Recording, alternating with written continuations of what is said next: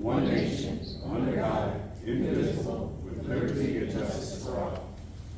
All right, we have roll call.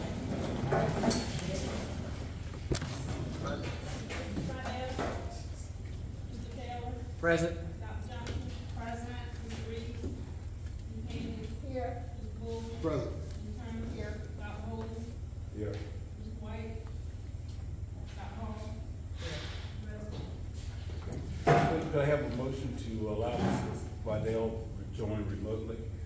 Mr. Chair, I motion to allow Jesse Spidell to attend tonight's meeting remotely. Second. It's moved and second. All in favor? Aye. Opposed? Motion carries. All right, we'd like to welcome Ms. Vanessa Johnson, a member of the Board of Supervisors, here tonight. Welcome. First item on the agenda is public comment. Could I have you? Sure. Sorry. No, there's. No one that signed up? Oh, okay. All right. Item 3.01, approval of the minutes. You've seen the minutes. I hope you've had opportunity to review it and that you have no questions. Are there any issues, any concerns? Hearing none, by unanimous consent, we will declare the minutes approved. Developers, you've had an opportunity to review those. Are there any questions? All right, hearing none, we'll declare the vouchers and approve by unanimous consent. All right, we have 4 immediate policies that we would like to have approved. Hopefully we had opportunity to review them and ask any questions. Are there any questions of any specific one? Could I have a motion to approve policies 501 and 504? Yeah, Mr. Chairman, I'll make a motion to approve policy. Oh, I'm sorry. Questions? One question about the policy. Yes. So, because I know this came up before, what was decided about the cell phones on buses? For all our people listening at home. Good evening, everyone.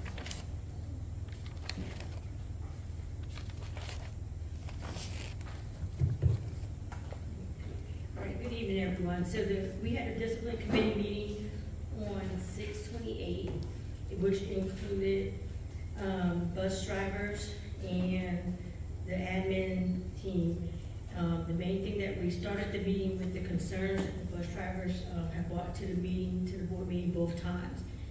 In regard to the cell phone policy, they had agreed, as long as they are not seen or heard, they are okay with students having the cell phones on the buses when they're being transported to and from school. And does it say that in here? Yes. It does say that, Yes. and it's on the cell phone policy. And for the little elementary students, we want them to still keep them, responsibility-wise, for them to keep them stored away. It's on the bus policy? It was in the cell phone policy. It's on the, it's not in the bus policy, it's in the cell phone policy, right? It was on the bus policy, the cell phone policy. It's on cell phone policy, yes. It's on the cell phone policy. Yes. This policy was created by the bus shop, but it was agreed upon, so that's the reason why it was noted in the cell phone policy that they can use them as long as they're not seen or heard on the But it buses. specifically says bus, cell phone policy. In the interest, at the risk of being redundant, would it be helpful to add that to the bus discipline policy as well, since? We can Okay. make that amendment for it to be approved tonight, yes. You're welcome. Has Mr. Bradazon got a chance to look at this over too, to make sure that it kind of fits with the? Mr. Robinson was at the meeting, and he created this policy with But I mean, his he- lawyer. So they are okay with it. It was everybody was working together so that we can iron out some of the concerns that they had, and a lot came to consensus with things, with the admin being there to speak and the bus drivers being there to address some of the concerns each party had, and we came up with this. And this is what I told him, make sure it's something that spells out the consequences and everything that we can all live with. Everybody was okay with it, as with the cell phone policy. I just want to make sure it's satisfied, 'cause I know they came a couple times, so I just want to make sure it's good. Great. Oh, all right. So, and why we wanted these policies to be for immediate approval is because we're in the process of working on a new student code of conduct handbook. And it will have all the new updated policies so that they can be consistent from school to school. And we need to get them all approved so that we can get them out to be published. Okay. So that's why we wanted immediate approval. All right, Thank can I have a motion to approve, policies 5.01 to 5.04 with the suggested change in, 5.04? Yeah, Mr. Chairman, I make a motion we approve policies 5.01, 02, and 03 as written, and 5.04, with the amendment as discussed. Second. So moved and second, all in favor? Aye. Opposed, motion carries. All right, 6.01, wait, I'm sorry. Yeah, 6.01, third part reading, advisory committees to the school board. Do I have a motion to approve? Just, so the purpose of these committees is to solicit input from the people that are on the committees. Right. It seems though that at times, we heard twice this past year from the safety audit committee, but, could there be, a calendar or in some way for them to come and circle back and tell us what they've been working on, or I feel like, I don't know what happened to these committees sometimes. And that's a part of the transparency that I want to create this year, is that we are, and you can see that we're doing a lot more reporting. People are coming forward and reporting the board updates. So those committees that are board appointed committees are board regulation committees, they will come and report, the staff committee and all those things. Okay, thank you. I know a couple of people who want to serve on that. All right. All right, could I, have a motion to approve? Yeah, Mr. Chairman, I offer a motion to approve policy 6.01 as presented. Second. Is it moved and second, all in favor? Aye. Opposed? Motion carries. All right, we have the second reading of policies 7.01 through 7.13. Are there any questions? All right, could I have a motion to approve? Yeah, Mr. Chairman, I offer a motion to approve policy 7.01 to 7.13 as presented. Second. Is it moved and second, all in favor? Aye. Opposed? Motion carries. All right, now, 8.01 through 8.11 are first readings. Please read those policies and contact System Central Office if you have any questions. Item 9.01, financial report.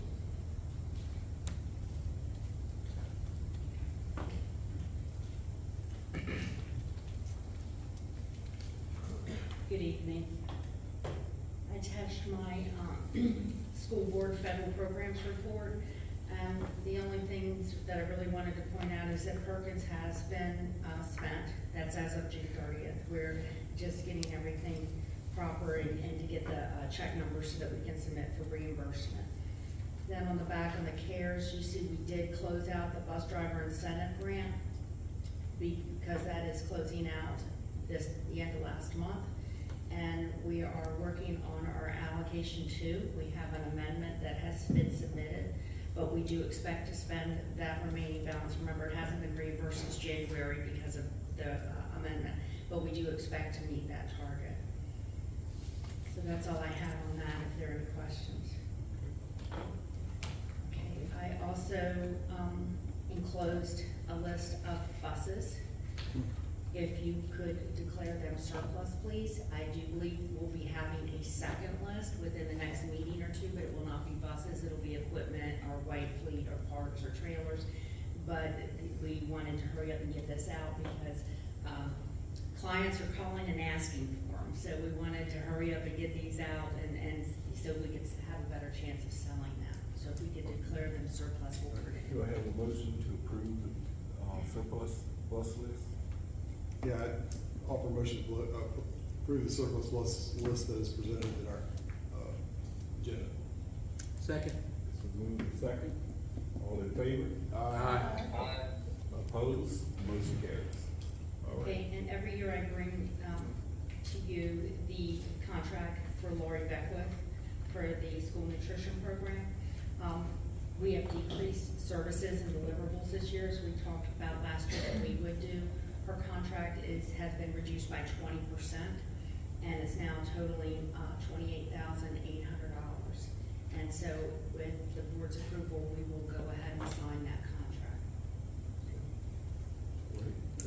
what we took out was training.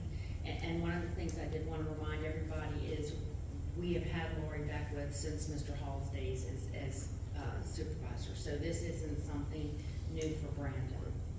No, and it's gone down significantly. It's from gone what- down 20%. Yeah. I mean, even from what we had. Oh, yes, Yeah. yes. All right, do I have a motion to approve? Yeah, I'll offer a motion to approve, the contract as written, and discussed by the, Second. Okay, it's been moved and second. All in favor? Aye. Opposed? Motion carries. Okay, the last thing that I wanted to bring to your attention was the instructional assistant scale that it was attached to your agenda. Ms. Chandler and I have been talking about it, and Dr. Hall, we just cannot hire new teaching assistants given the low rate.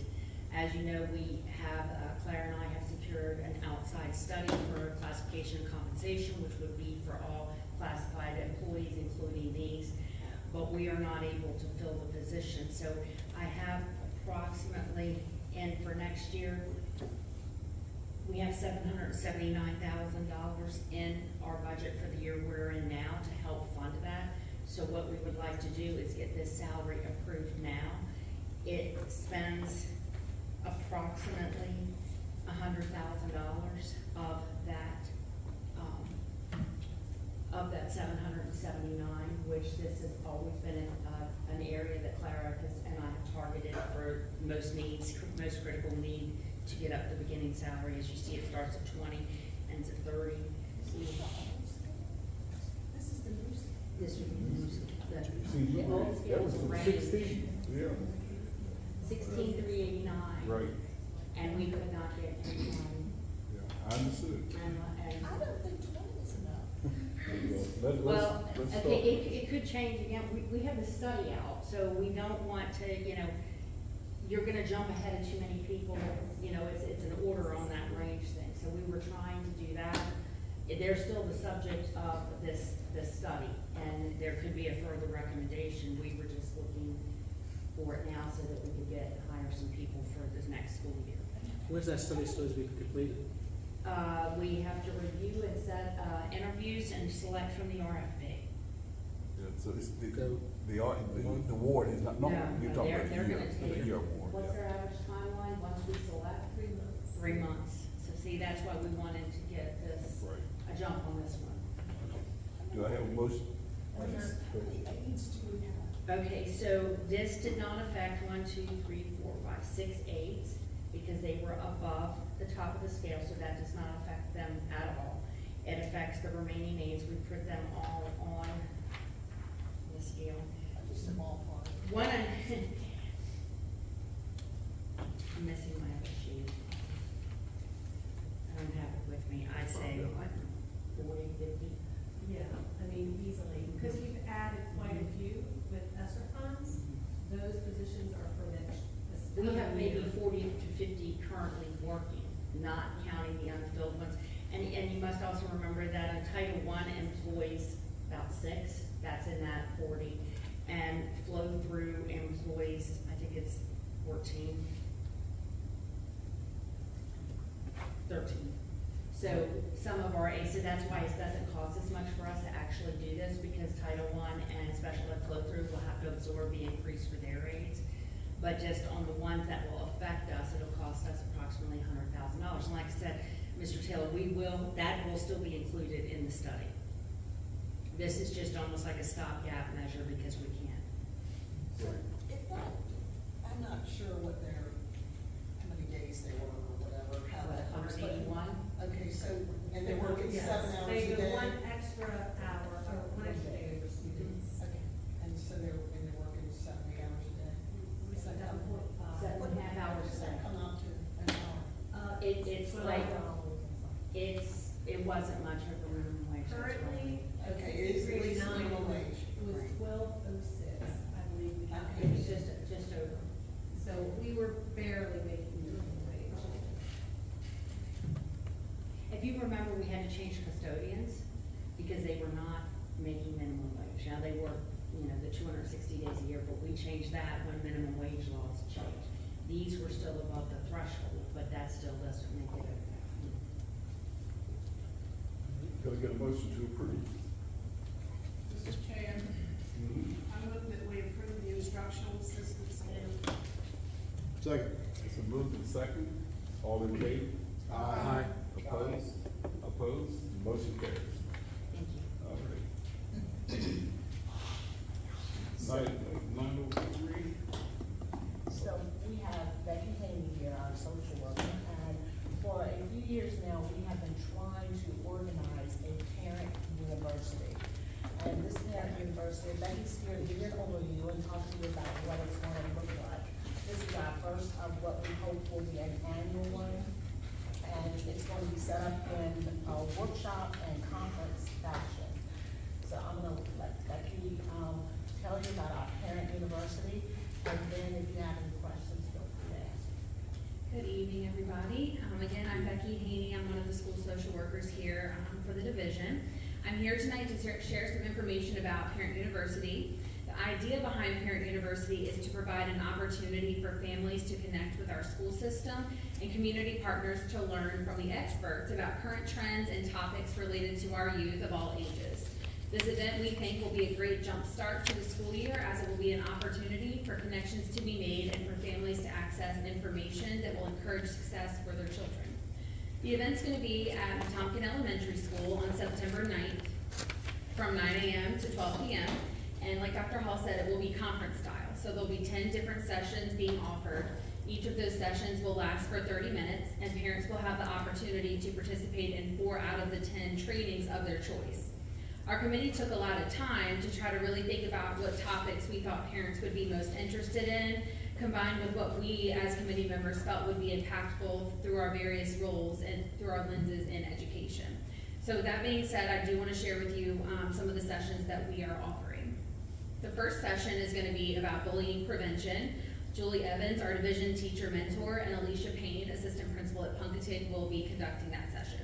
The second is going to be fostering emotional growth. Ms. Shaquante Kellum, case manager at the Community Services Board, will be doing that one. The third session is creating cooperative families in classrooms, and Mr. Sean O'Shea, principal at Arcadia High School, will be doing the training on that. The fourth session will be Special Education 101. Jamie Ibera, school psychologist, and Mary Ellen Dowdy, IEP compliance teacher, will be doing that one. The fifth is Positive Parenting Outcomes. Stacy Russell, qualified mental health professional at A Better Way Support Services, is doing that. The sixth session is Encouraging Healthy Lifestyles, and Rural Health is doing that for us. The pediatric nurse practitioner Jennifer Eaton and Nikiva Strand, LPN health educator, will be doing that together. The seventh session is going to be about attendance and the power of structure and routine. Della Jordan, coordinator of student services, and Justin Wheeler, assistant principal at Arcadia Middle School, will handle that one. The eighth session is how to help your child stand tall against influences. Deputy Jason Campbell, our school resource officer, is preparing that training. The ninth will be social media and digital citizenship. Ms. Sakura Owens, principal at Nandua Middle School, is doing that. And our 10th and final session being offered is CTE and dual enrollment opportunities through Accomack County Public Schools. And Laura Cody, the school counselor at Arcadia High School, will be doing that one. All of these sessions will have an opportunity to be translated in both Spanish and Creole. In addition to the sessions being offered, we have about 10 community partners who will be setting up tables at the event to share information on what their agency does and can provide to our families. We also have our own mental health counselors that will have a table set up, and the bookmobile will also be on site for the children that are there to select 2 books to take home with them. And in an effort to eliminate barriers for the event, we will have childcare there for the parents who need to bring their children and want to participate with that. So they'll be doing arts and crafts and physical activity games. Lunch will also be provided. The menu is looking really tasty for that. So hopefully that'll bring some people out. We'll have door prizes, and we will also have a monetary reward for the school with the most parent participation. We have student volunteers signed up from each high school. They'll be earning community service hours for their time helping at the event. And I did want to shout out our committee members for their hard work at planning this event. We've been meeting since March, and everybody has put in a lot of good work for this.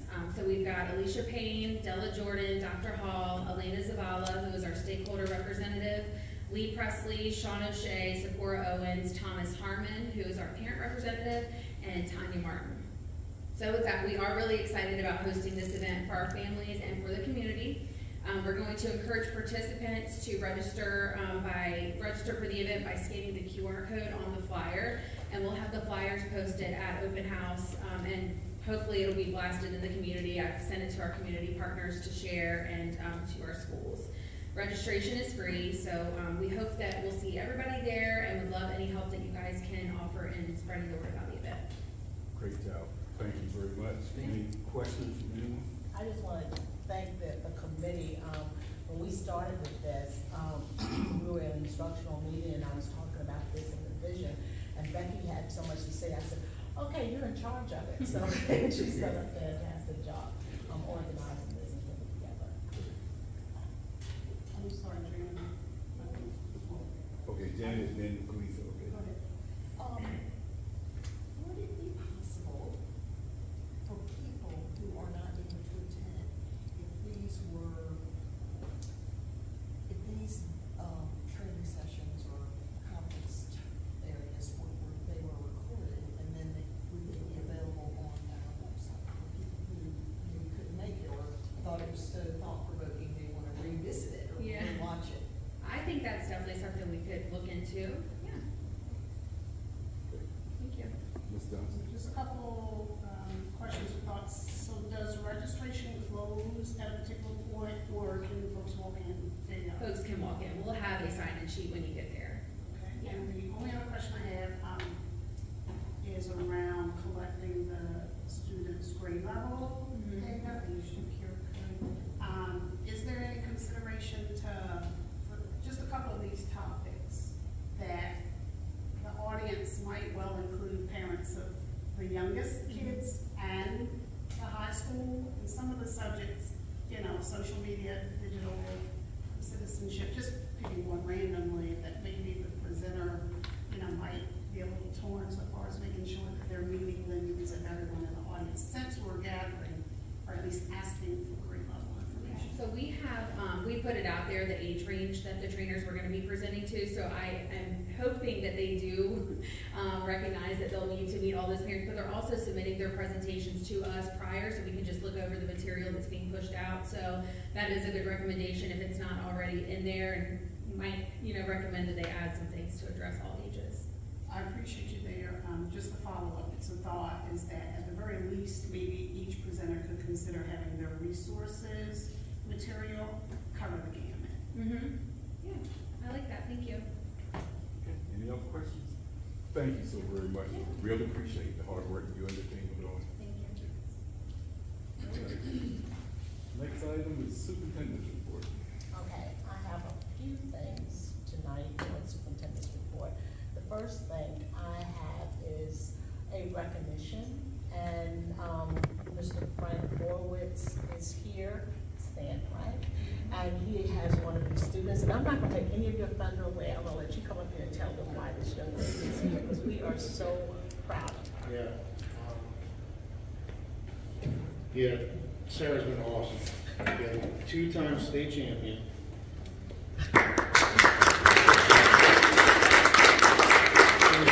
And first-time national champion in Yakima County.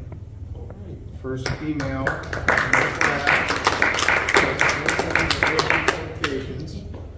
You know, so many firsts. So, yeah, I'm really, really proud of her.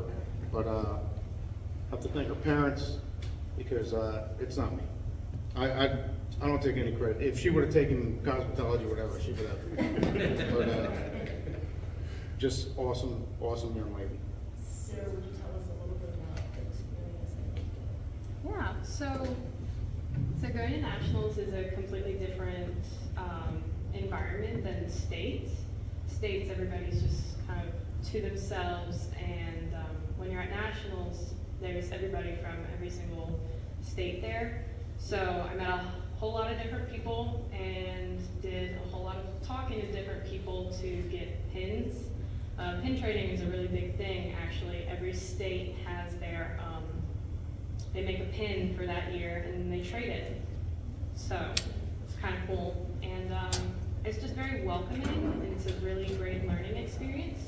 And then they also have the Texpo, And we found a couple cool things that would, you know, kind of benefit our classes, and not just automotive, but also nursing and welding. Like, there's a lot of great opportunities, like the National Technical Honor Society that our schools aren't a part of, that they could totally be a part of, and it's really cool. So.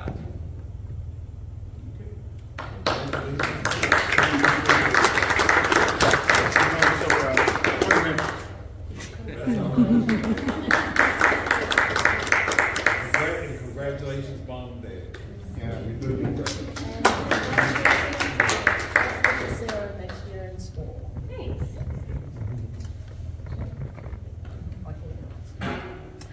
The next thing, Mr. Newman, our singer, he's not gonna sing for us tonight. He has a request.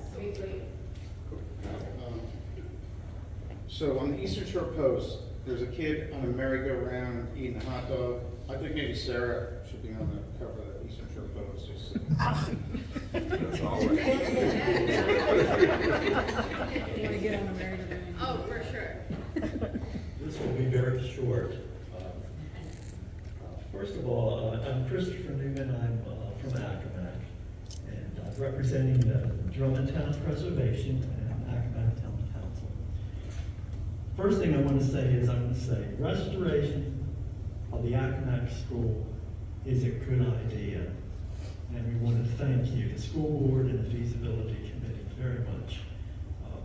This comes from students and teachers and those who worked in the school way back since 1932. And believe it or not, we still have a few ladies in the town of Accomack who went to dances and concerts. They went to Bailey Hall, and that's what I'm here to talk about. But again, we want to thank you very much. We really appreciate it. We've heard thanks from all over town. I guess I'm here tonight to request permission to place an informational sign on a historic building now owned and managed by Accomack County and the Accomack County school system. It's a very beautiful building. It's called Bailey Memorial Hall. It's on the same school the site as the school. It's on School Street. Within the historic Accomack district, which was adopted by the United States Department of Interior Heritage Conservation Service on July 21st, 1982. Other historic commissions in Virginia passed similar designations in 1966 and 1980. The problem is this handsome building, 19th century architecture, once a house of worship at one time. It needs, and you should excuse the expression, it needs a name tag or a sign, and that's what I'm here about, to ask permission for us to put a sign on the building, basically saying, I'll give you this, you can pass it around. But it would basically say this: Bailey Memorial Hall, circa 1870. Formerly Drummond Town Baptist Church. It was moved from Back Street, Accomack, to its present location in 1912. The building was purchased by Mrs. Evelyn Bailey Tiffany and given to the Accomack County School System to be used as an auditorium and cultural arts center. The building sits within Accomack's historic district, along with the Accomack Primary School. It is registered as a Virginia Historic Landmark, pursuant to the authority vested in the Virginia Historic Landmarks Commission of 1966 and was designated in the Virginia Landmarks Register, December 16, 1980. We are constantly hearing people say, what is that building? What is that beautiful building on School Street? And there's nothing to identify it. So this is the building, if you're not aware of it, and I'll leave this with the board, and hopefully you'll consider this. But I think I said the sign will be 2 by 3 foot, and it will be placed between the 2 doors on the inside of the building under the portico. Great. And when Mr. Newman, first contacted us, where that, he gave us a lot of history, where we are all, and I did not know. And, that's what I got the whole ask, bring it to the board tonight. And lastly, a motion to accept the recommendation of President Sanders. Yes. Would it be possible to have a historical marker instead of I don't know, but it's been without any marker for years. I mean, Dr. Hall and I talked about it 5 or 6 years ago, that it needed a sign. So I would like to put a sign up and then we can pursue the historical marker. I don't know if it's old enough for that, but. But we can follow up on that if we just give it permission to do some. And to see the handout, that you already. Yeah, I'll just leave this with you, and I have my name and telephone You number. can give it to her and she'll pass it down. Could I get a motion to approve?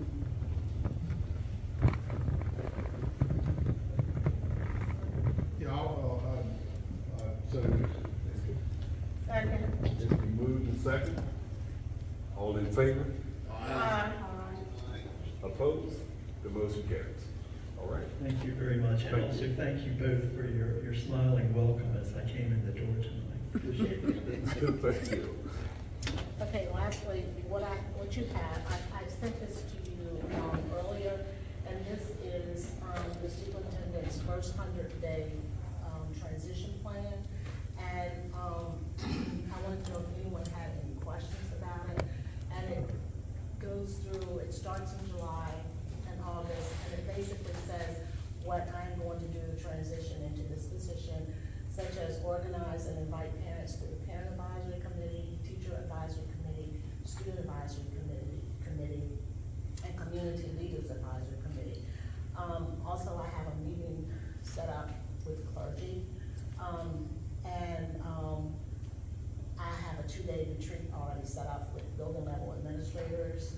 As I stated earlier, we're going to revise the student code of conduct handbook, and just meetings with department heads and making sure that our websites are all up to date. And this is the months of July and August.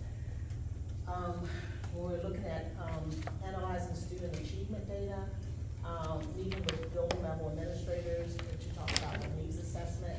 So these are some of the things that I will be doing within my first 100 days. This is not conclusive because I'll be doing a whole lot more, but these are just some of the things that I wanted to bring to your attention. I have meetings set up with the local radio station. I do plan to talk with the chair of the Board of Supervisors so that in the months of September, October, or November, I can report to them the state of the school division, and that will be after we have all of our data back. I have shared that information with this board, shared the information with that board. My main reason for all of this is transparency and communication with parents and the community. I've already been invited to several back to school kickoff meetings with community leaders, and I'm very excited about that. I do want to invite school board members to go with me on a listen and learn tour through the division with different schools or certain schools. And I want to organize, our board policies look like this, and some of our board policies that are brought to you only have a code change or something very minor. And so I want to do, and some of you remember a long time ago maybe when I used to do that, I used to do a summary sheet, and it would give you it would summarize what the policy is all about. If it's a new policy, if it's a revised policy or what have you. So I want to ensure that that's being done. So this is just kind of an overview of what I will be doing within this first 100 days. I think it's a very good plan, and we appreciate you sharing where we can actually see what it is you plan to do. And we just appreciate you doing that. Dr. Johnson? Dr. Johnson?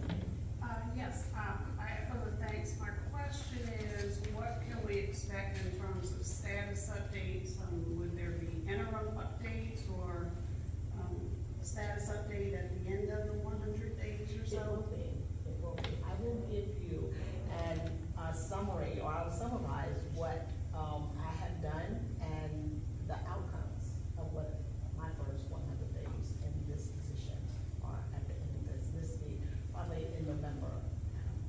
I'll do that. Any other questions? Well, thank you so very much. Next item, is to adjourn to closed meeting. Mr. Bull, could I get you to? Yes, sir. The board will adjourn to closed meeting as allowed by section 2-3711, Code of Virginia, subsection A1, personnel, subsection A2, student matters, subsection A7, legal. Second. It's been moved and seconded to adjourn to closed meeting. All in favor? Aye. Opposed?